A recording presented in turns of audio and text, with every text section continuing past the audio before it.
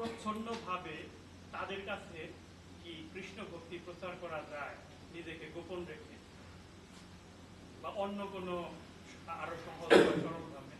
তাদেরকে দেখো, প্রচ্ছন্ন ভাবে তো হবে না, কিন্তু আবার পরোক্ষ ভাবেও হবে না, মানবে না তারা।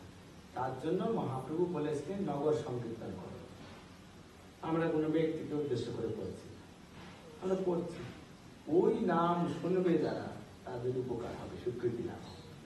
তারা যদি পশু পাখি হয়, পশু পাখি কীট আদি বলিতে না পারে, শুনিলেই হরিনাম তারা সবাই তরে উদ্ধার হবে। এই হলো প্রক্রিয়া। তাছাড়া আর এখন তো তাও করা, তার কি করতে হবে? ওয়েট অ্যান্ড সি, ধৈর্য ধরো, ধৈর্য ধরো। তাদের জন্য প্রার্থনাটা করতে পারবে।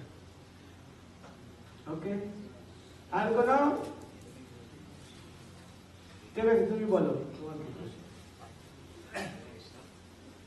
ভগবদ্গীতা বলছে আমরা যে প্রকৃতির গুণের বশত আমরা আমাদের এই জগতে সৎ এবং অসৎ আমাদের জন্ম হয়।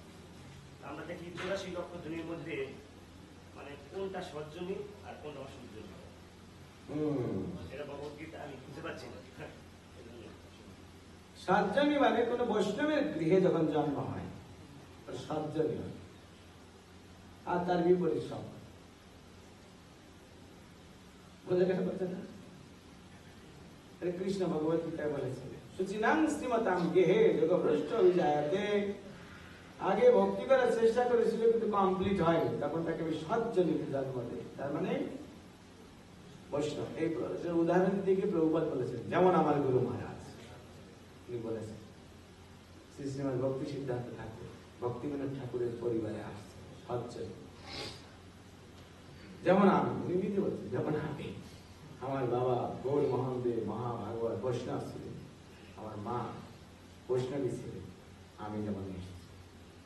আর বৈষ্ণবী ছিলেন বলেই তো আমি ছোটবেলা থেকেই রথযাত্রা করবো, এই করবো, সেই ভাবটা আসছে। যদি অন্য কোনো পরিবারে জন্ম হতো কি হতো? নাবালক অবস্থায় কাজে পাঠিয়ে দিত, এরকম অনেক কিছু। এই হলো হরে কৃষ্ণ। তো এখন থাকুক নাকি? সময় অতিবাহিত হয়েছে।